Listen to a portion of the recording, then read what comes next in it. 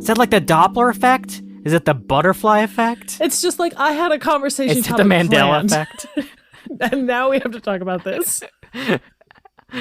Okay, let's do our planned, prescribed conversation, No, Emily. now I'm going to save it for another episode because this banter is good enough. I don't think it is, though.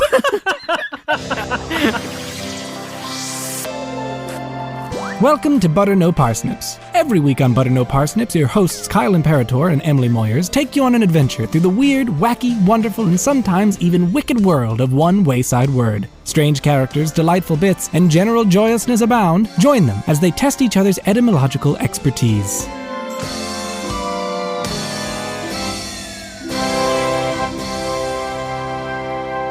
I mean, we're too deep into this to go back now, so we just have to introduce ourselves and what we're doing here. Is that what we're gonna do? Okay, we'll go straight for that. I'm Emily. I am Kyle. And this is Butter No Parsnips, all right? Get over it. Get over it!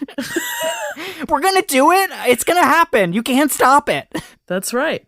Well, what we're actually going to do is talk about a word. Yes, we are. Emily, what's the word? No, I don't know the word, Kyle. Only you know the word. I do know the word. Emily, I've got just a stellar word for you today, and I'm so excited to reveal it to you. I can't wait. Are you ready? Are you in the edge of your seat? I'm clutching the edge of my seat. You're clutching the edge of your seat. I hope it's pearls. Get ready for this. Your word today, Emily, is pip. Pip. P-I-P. Pip. As in pip pip cheerio? As in pip pip cheerio. Emily, you got it. That's it. Congratulations. That's it? Play the theme music. Amazing. Yeah. That's got to be a record. Pip, I mean, it's definitely a record somewhere. Does it have meaning, though? Is it just an exclamation? So, pip pip is actually imitating the sound of a bicycle horn. Oh, that's so cute. Isn't that cute? Like a little bling bling. Like a little bling bling. So it is an imitation of a bicycle horn. So its original meaning was to imitate a bicycle horn or a motorcycle horn. And it eventually ended up being used to express farewell, goodbye, but the sense that okay, I'm leaving now on my motorcycle. You'll hear my horn as I go away, pip pip. Right. Like I'm done talking to you now. Yeah, pip pip. And then they started using it as, a general greeting and eventually just used to create enthusiasm for things. Pip pip. Wow. That's so cool. Yeah. Isn't that fun? Wow. Well, that does it for this week's episode of Butter No Parsnips. Thank you guys for coming. No, oh my gosh. Kyle, when did this word come about? Where did this word come about? I have so many questions. So, pip pip, I don't exactly know when it came about. It does have another iteration of it that came on later. Toodle pip. Toodle pip. Toodle pip.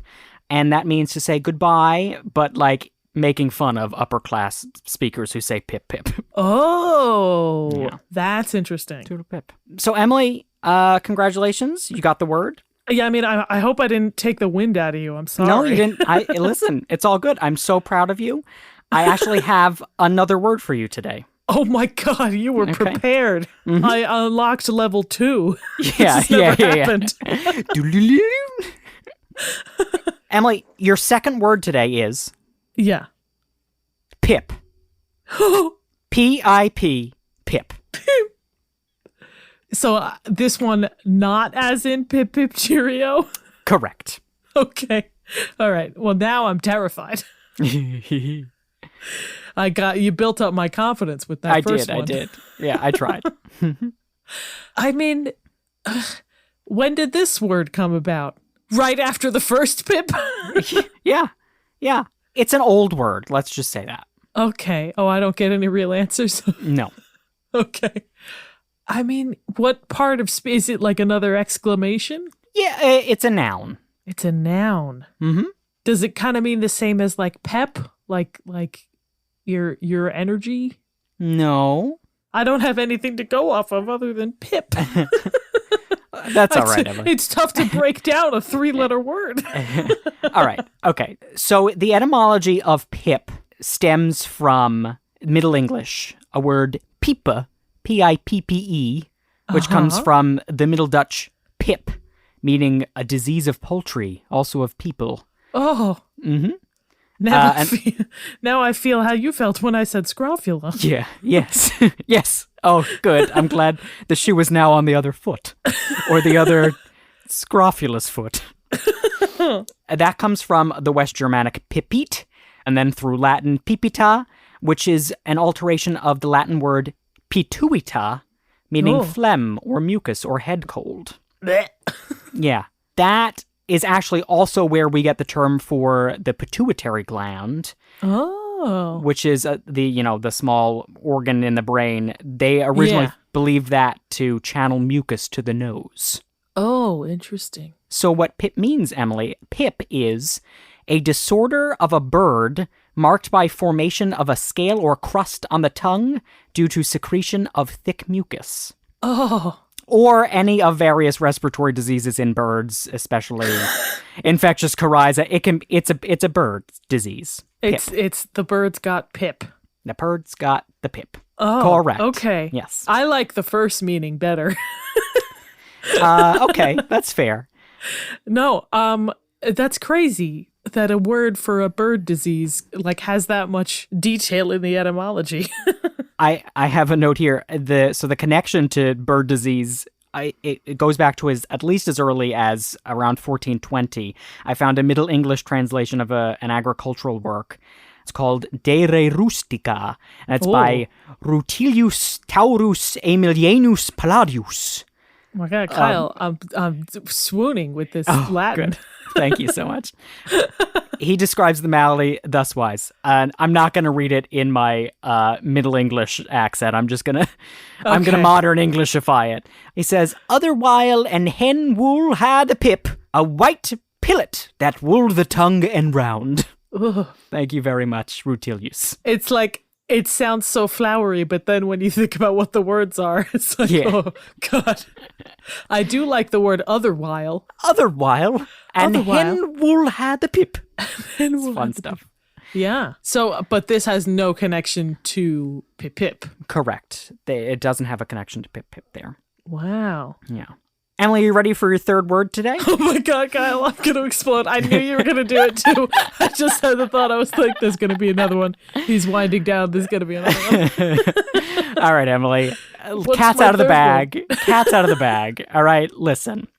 So I was recommended to look into the word pip, which is actually a pretty common word. And turns out I found at least, or about, by my calculations through my research, around 33 definitions for the word pip. My gosh, Kyle. Yeah. We got to do all 33? We're not going to get through all 33, but I'm going to get through a bunch of them. All right. I guess everybody strap in for this 3-hour-long episode of No. I got it down, Pat. I'd snap here's me snapping my fingers. That's how Pat I've got it down.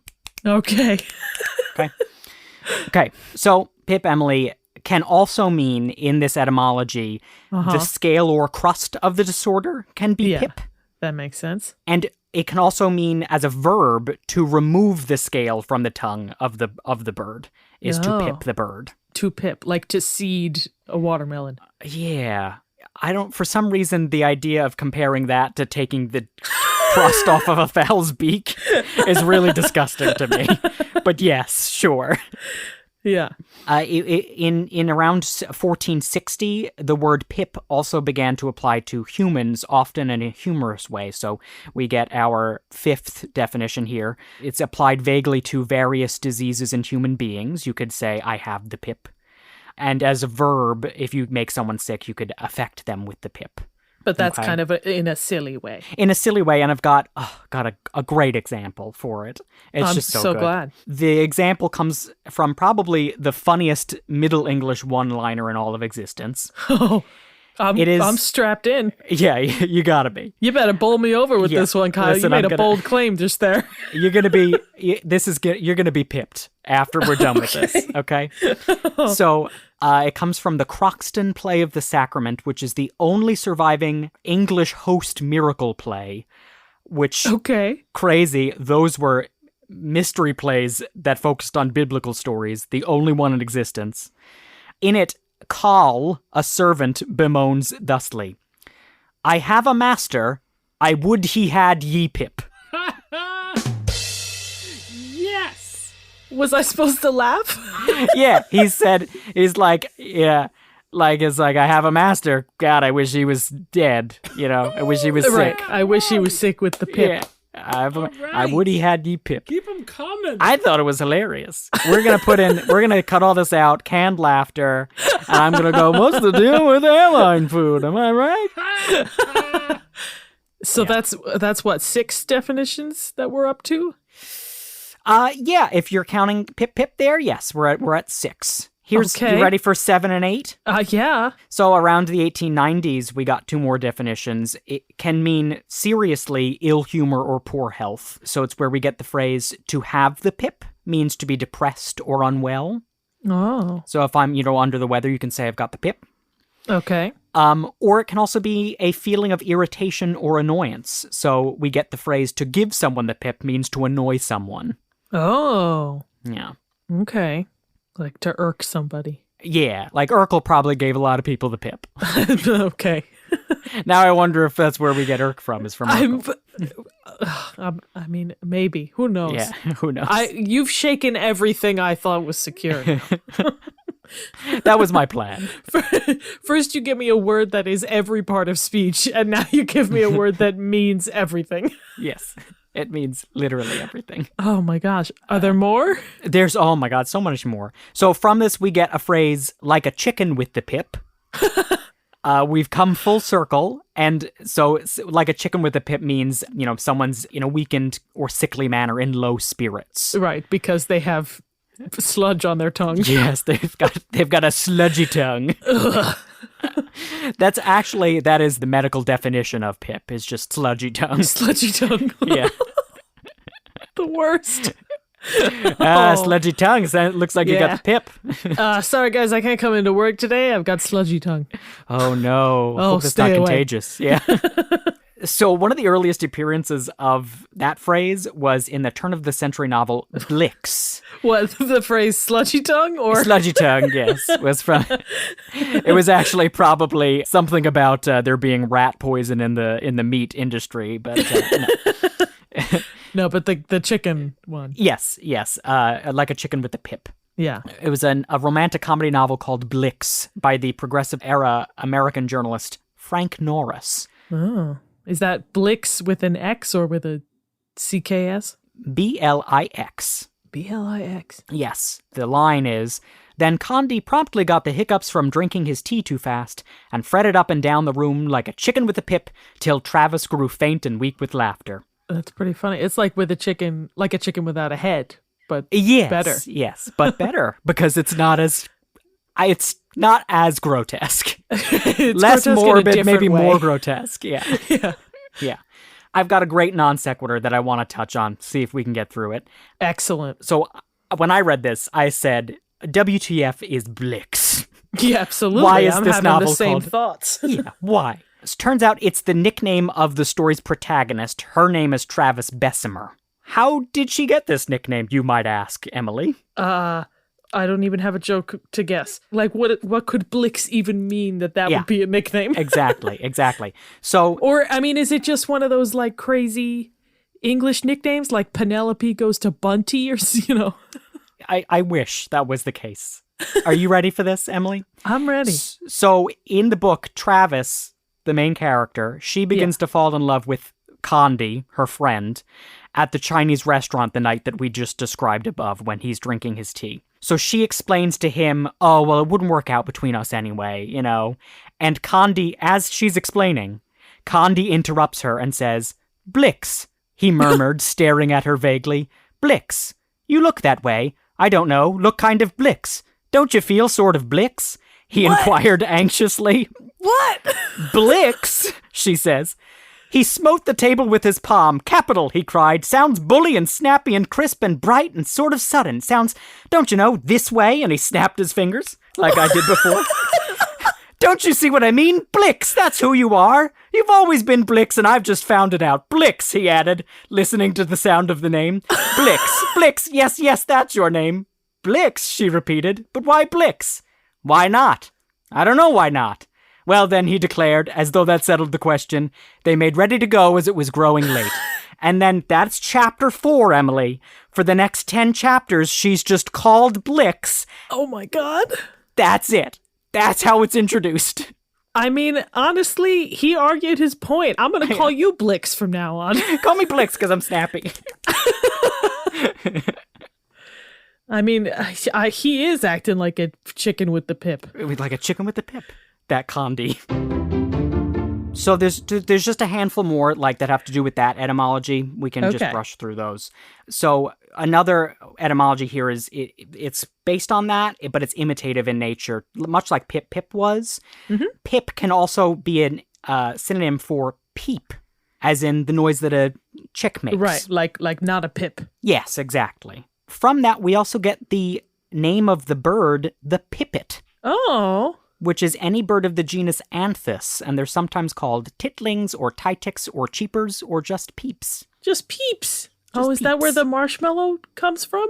Gosh, I hope so.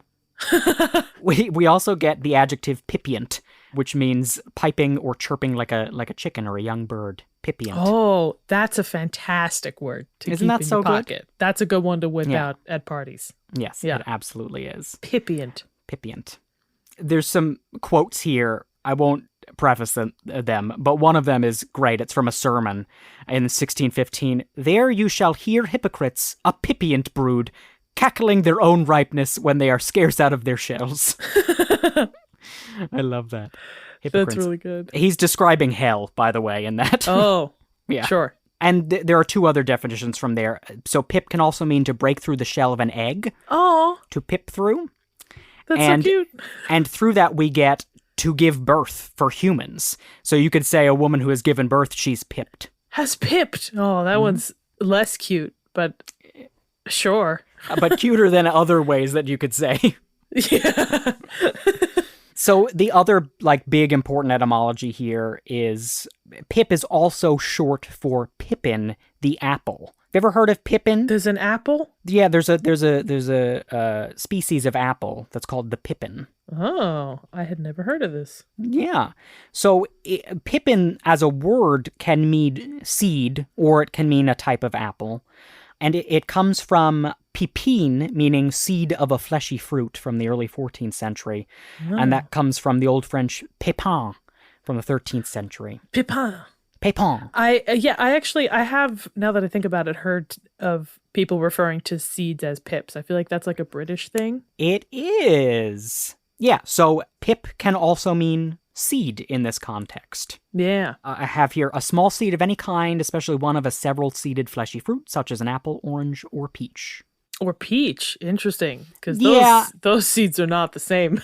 So originally it was just for apples and oranges, those types of fruits, but then eventually they started applying it to, pits too. It gets messy. You know how it happens. Yeah, that does happen. Pipless can be a synonym for seedless, and something that is pippy is something that is full of pips. Oh. And pippy can also mean depressed or out of sorts if you're going back to the other definition. It's also stock exchange slang for, this stock isn't doing so well. Oh, it's pippy? It's pippy, yeah. Pip can also mean one extraordinary of its kind, something or someone who is excellent or of high quality. Oh. And that came from a similar definition for the word pippin, which was extended from the apple, which was a coveted variety of apple raised from the seed. Oh, so that was the best kind of apple, so it could also mean the best kind of person.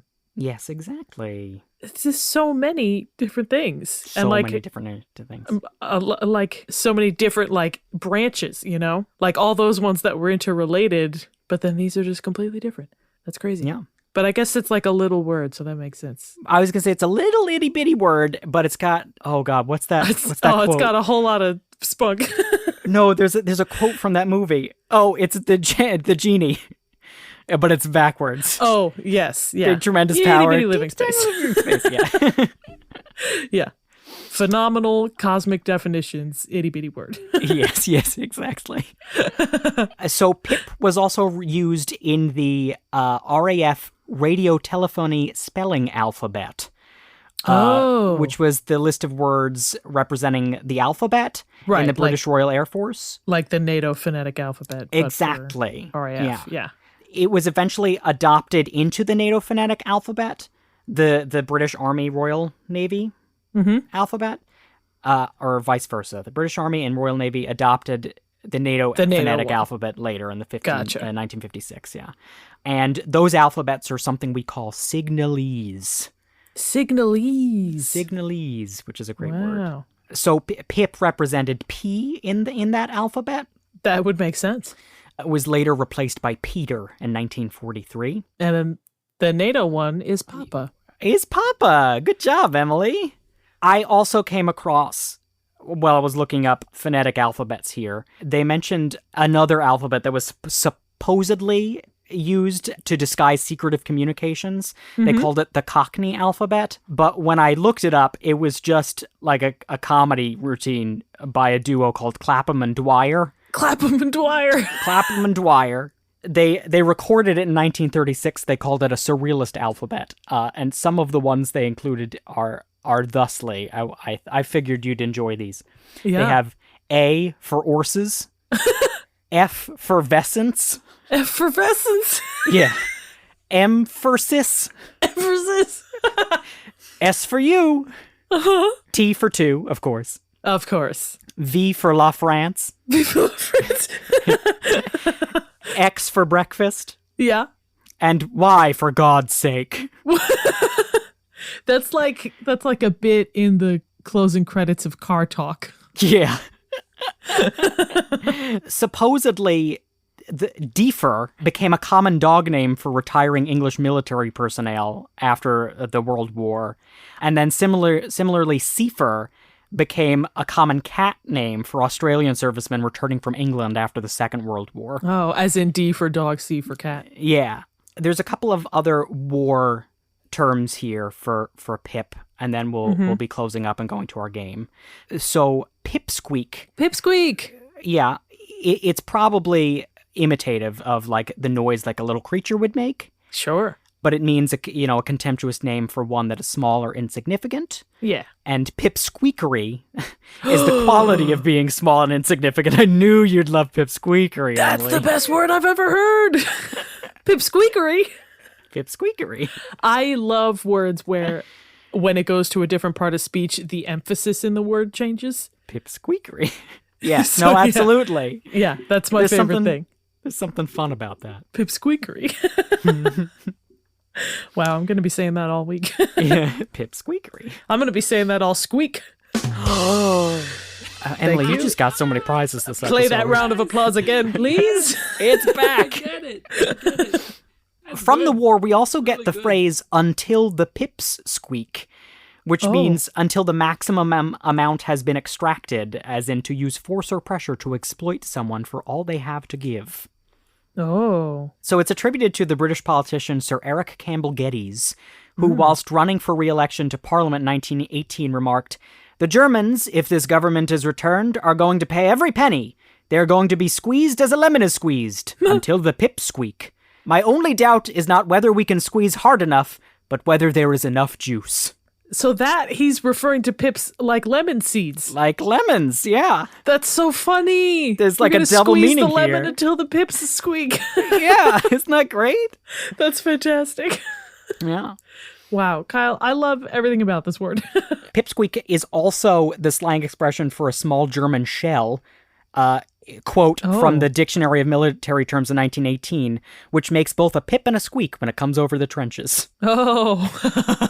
And there was a British comic strip that was really popular during the First World War called Pipsqueak and Wilfred. Aw, Pipsqueak and Wilfred. Yeah, it featured a family of orphaned animals who were Pip, a dog that assumed the father role, Squeak, a penguin that played mother, and Wilfred, a rabbit that was the young son of the family. Pip, comma, Squeak, comma, and Wilfred. And Wilfred, yeah. Yeah. I love it even more. It was originally Pip and Squeak, and then Wilfred was adopted into the Joined. family later on. Yeah. That's amazing. Yeah. It was popular enough that in 1927 a fan club was started called the WLOG, and that WLOG. stands for Wilfredian League of Gugnunks. What? Of Gugnunks? Yeah, Gugnunks, Emily.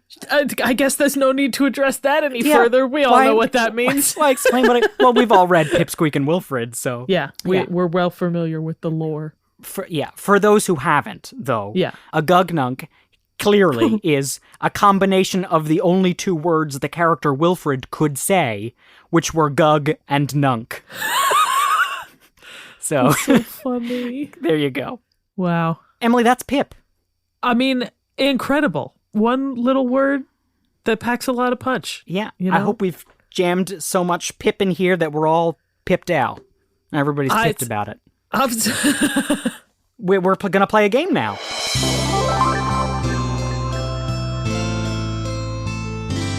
So, Emily, the game that I have for you today is Pip Pip or Nay. That's a little play on Pip Pip Hooray. Yeah, absolutely. I was with you. So this is, it's kind of played like Two Truths and a Lie. Okay, so I'm Pip, gonna- comma, Pip or nay. Or Nay, yeah. Gotcha. I'm going to give you three definitions. You're going to tell me which one is not a definition of Pip. Oh my And this God. is how we're going to cover all the rest of the Pip definitions. Oh my God, I'm going to explode. So 2 of them are real and 1 is not. Correct. Okay. Ready? Here's your first round. Yeah. Definition 1. In botany, each of the diamond-shaped segments of the surface of a pineapple. 2. In the military, the diamond-shaped insignia of rank worn on the epaulets of officers in the British Army. And 3. In heraldry, the diamond-shaped charge on the field of a shield. I think 3 is wrong because I know 2 is right and I think 1 is right. Emily, you were absolutely correct. Yeah. Yeah.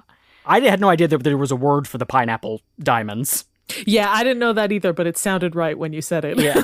And I also didn't know that each of those diamonds is their own blossom. Like, that's where the flowers come from. Oh, I didn't know that Yes. either. It's crazy. Look up That's pictures crazy. later. You'll be Wow. stunned.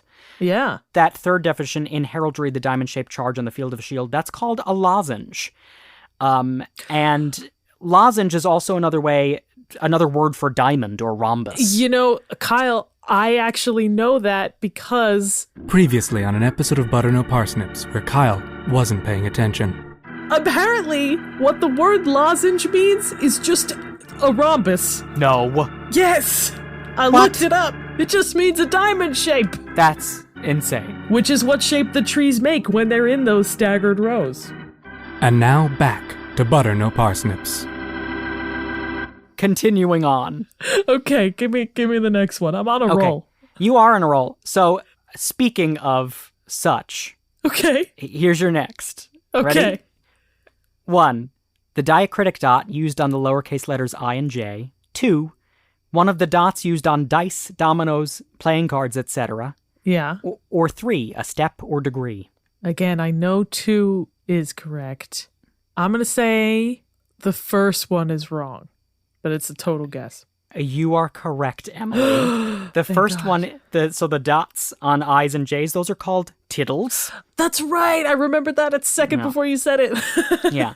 But so what I want to say is I'm really surprised that you didn't guess. I assumed you were going to immediately guess that a pip was a dot on the dice because of our conversation from Quincunx. Well, I know that it is. But you didn't guess that when I gave you the word pip. Oh, you're right. Well, I also didn't guess seeds, and I knew that. And I You also did know didn't that. guess any of the other things that I knew. This is just going to be filled with, congratulation themes throughout. Yes, But that is hilarious because now that I'm thinking about it, the Yes. second time you asked me for another definition of pip, and I had 33 options, and I didn't guess any of them. your I brain gave just up. blanked. Oh gosh, Yeah, so a quincunx is made of 5 pips, Emily. it is. Yeah. It is, and I knew that. So it can also mean a step or degree pip. And that's an allusion to the card game 31, in which you must earn 31 pips to win. Oh. And from that we get the definition of pipped, meaning drunk. Oh. Because there's a phrase meaning 32, which is one off from 31. Right. So like a little off, meaning like, oh, he's wasted. And Sure, I have this or like a little too far. Yeah, I have this quote from Taming of the Shrew. Grumio says, "Well, was it fit for a servant to use his master so, being perhaps, for aught I see, 32, a pip out?" And he meant drunk. Yeah. So the last one then is just going to be synonyms. Okay. Ready? So 3 synonyms 3 for pip. One of them is a lie. Correct. The words are blip, thrip, and scrap. I'm sorry, the middle one was thrip? Thrip, yeah. Okay. Wow. I mean, I feel like scrap is a trick question. I feel like you want me to pick that one because it sounds different, but it's not going to be that one. So I'm going to say blip. Oh, is the fake Emily. No, so close, so close. Oh. You're definitely right in that I was trying to mess you up. Yeah, but thrip is the fake one? Yeah, thrip is the fake one. Okay. Is that a made-up word, or does that have meaning? That is the name of a tiny pestilential insect. Or it can also mean to twitch slightly. Oh, interesting. Yeah. But yeah, pip can also mean like a spot of light, or like a V-shaped spike on a screen, like a radar wave. Sure. Blip. It can also mean a scrap, as in this great quote from Alessandro Giraffi's An Exact History of the Late Revolutions in Naples, and of their monstrous successes not to be paralleled by any ancient or modern history. I don't know what this is from, what the context is, but he says, "One who had stolen but a peep of sausage." But a peep of sausage. And wow, a peep of sausage today's word was, Emily. It was more than a peep of sausage. It was 32 peeps of sausage. 32 peeps of sausage. Wow. I mean, a fantastic word, Kyle. Thank you. Really, really great one. Thank you for coming along on this ride with me. Yeah, absolutely. I was happy to. And you all can come along with us on rides to more fantastic words here at Butter No Parsnips. Bye. What? We have so many more things to say, Kyle. Oh, no, not goodbye. I meant like bye. Right. Come on, Emily, do the thing. Okay, gosh, I'm sorry. Anyway, you can find more Butter No Parsnips on Patreon at patreon.com/butternoparsnips if you want to maybe give us a little support. Yeah, you can get episodes a week ahead here. You can also hear our exclusive monthly Patreon podcast, Buttered Parsnips, our After Hours podcast. We got lots of content planned for that. If you want to just keep up with us, we're at Butter No Parsnips Podcast on Instagram. We're also on Facebook at Butter No Parsnips. Mm-hmm. And Emily's personal cell phone number is... Yes, get a pen. I'm going to post that on the Patreon, actually. Yeah, good. So one. Pay money and you can chat with Emily. But otherwise, just check back every Monday for more Butter No Parsnips, folks. Yeah. Thank you all for coming. And I think, Emily, there's only one way that we can close out this episode. You ready? 3, 2, 1. Hip, hip, cheerio! That's good. That should be our new ending.